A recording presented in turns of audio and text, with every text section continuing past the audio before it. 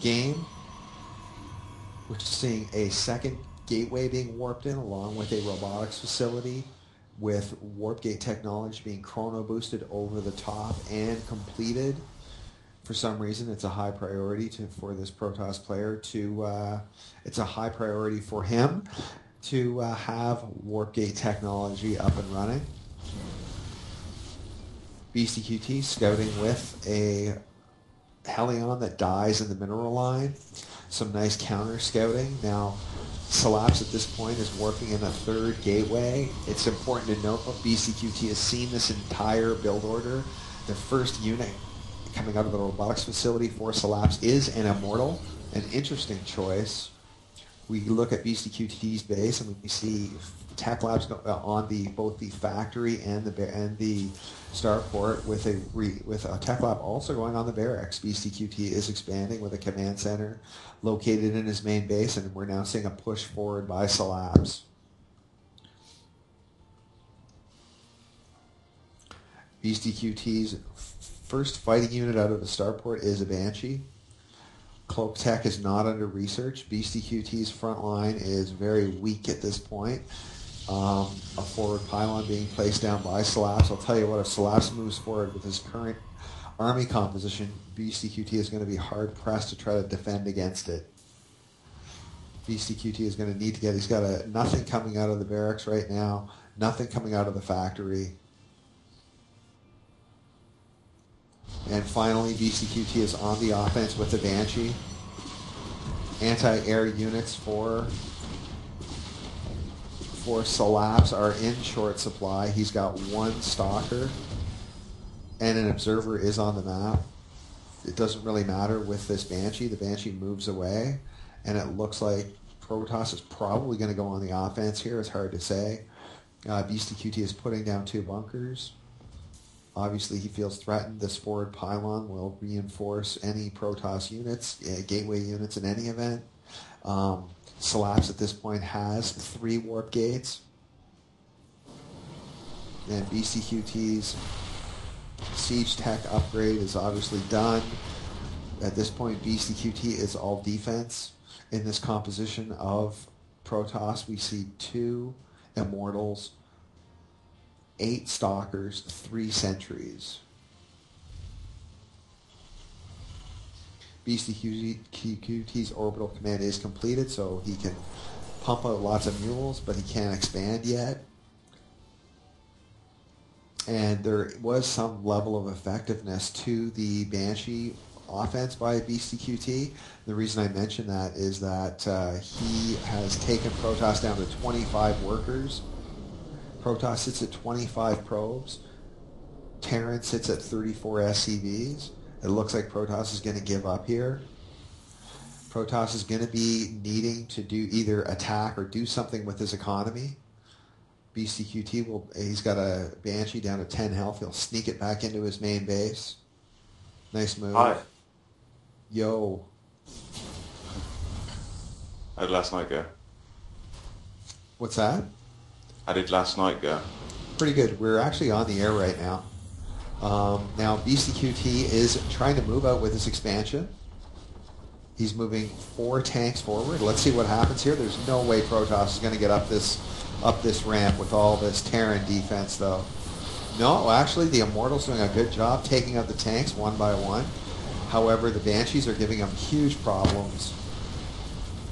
A nice piece of a good attempt by Collapse, but it's just not going to get the job done. BCQT successfully commits to his defense, and at this point, Protoss has got no army. Protoss army now consists of just 4 Stalkers, and that's it. So, very successful defense by BCQT, who's now mining off of 2 bases. Not only that, he has 10 more Harvester units than his Protoss opponent. He also has 2 orbital commands, so he can crank out mules.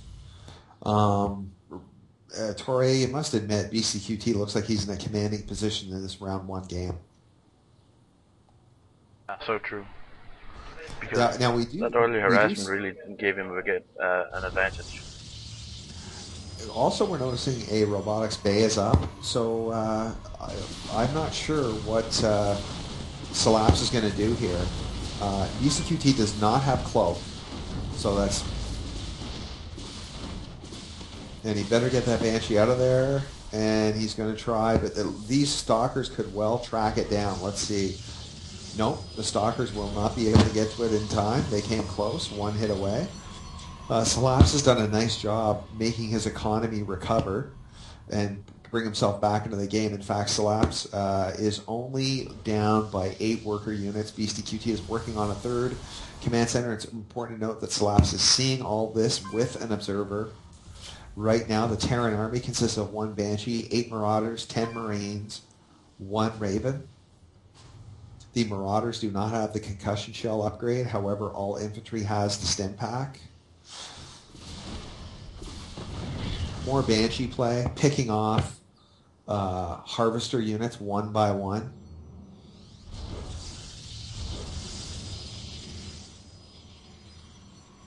Now, Colossus continue to hit the board. However, the Thermal Lance upgrade has not even been started yet, so I would say at this point that these Colossus are only good for defense. BCQT is moving forward with a ton of Marines, Marauders, and tanks.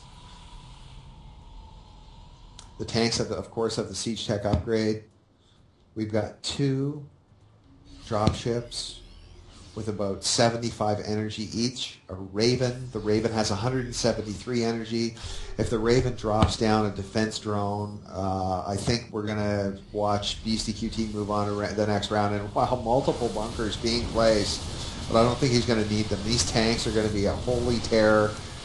This expansion is going to go down, folks.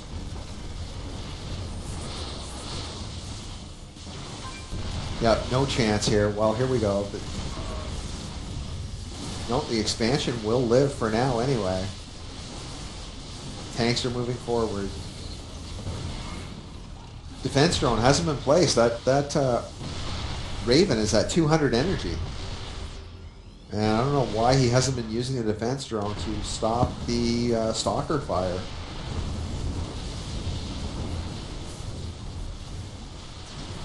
And there it goes. There's the defense drone.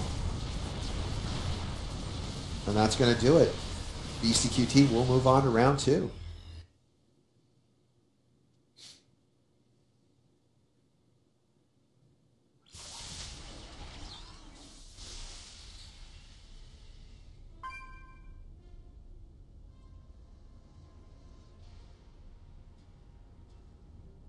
What are you missing?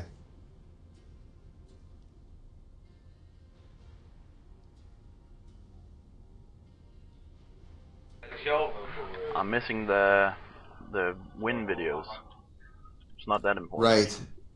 No, it's not. Well, it is a Terran victory. So BCQT is going to move on to round 2. With this being, it's 512 players that are in this event, so it's going to be 9 rounds. And there's obviously some very good players in today's event because of the prize level and because of the ability to qualify. The winner of today's event will go on to a live LAN event in Cologne, Germany.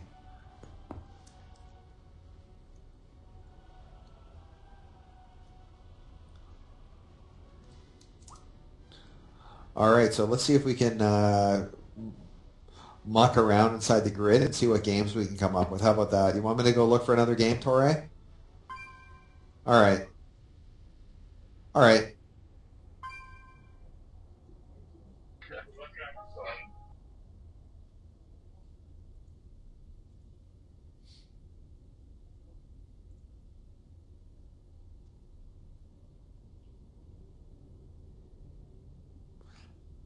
And I think this tournament is seeded.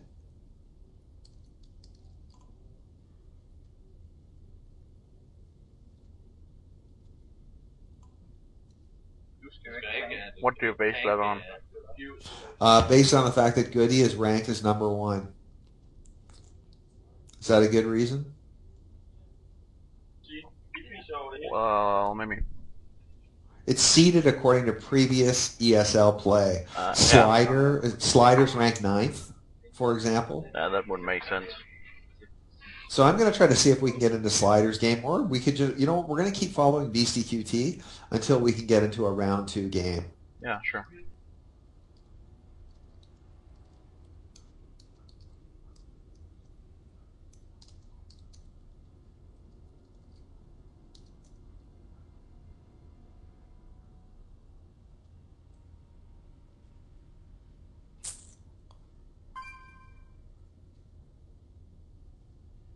Any word from McDuff's?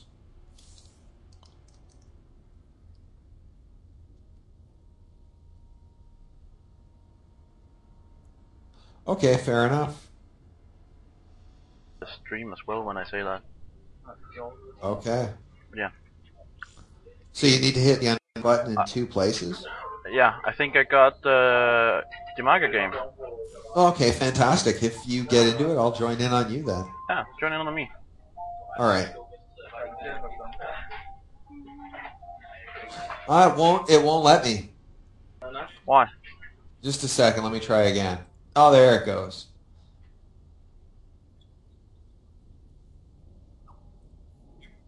Well, it doesn't say you're in here. Well, I hit the join button. Let me try again.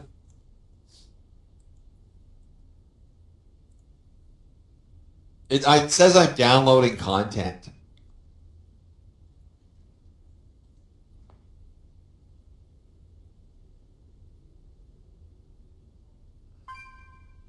For you to connect. Hold on. I'll cancel and try one more time. Hopefully it'll let me in. If it won't, there's nothing I can do. So it's downloading something. I'm not sure what. Declined lobby invitation. Declined lobby invitation. So I'm stuck at 89%. The only thing I can do is wait for this to download. That's all I can really do. It's because it's a custom map. Jim Raynor need to relog. No, you're in now. Yeah, it takes a while. Now, we might not be able to cast this because Gosu Gamers is in it, and according to the official rules... according to the official rules. We might not be able to cast a game that Gosu Gamers is casting. Let's see what they say. Oh, let's go, man. We're going to do it. Surprised they would let us, but hey, that's fantastic. But yeah, I think ESL said it was open to any streams. Okay, but if you read the rules, it also says that Gosu Gamers can kick out anybody. Right? Because they're the official stream. Yeah, I think so. So there's only supposed to be one language stream per game. And so right now there are 2 different English language streams in this one game. True. In any event, probably we're due to the seeding system that they use at ESL, we're probably going to see a steamroll, which is one of the difficulties in casting early game. What's that?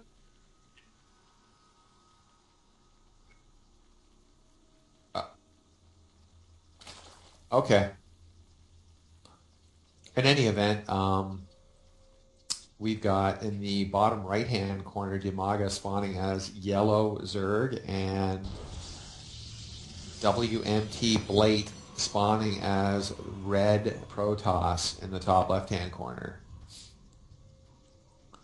Now, Blade is warping in a pylon in his main base, so we're not going to see any cheese or tricks from him in the first 3 minutes of this game. Blade and Dimaga on the other hand is still droning up. Therefore, we're not going to see a 6 pool or any extremely early Zerg offense. Blade is scouting Zerg, but he left the main base area and did not see that Dimaga first placed down this extractor. If he did see that, he wouldn't be wandering around trying to prevent an expansion, because an expansion is not going to happen.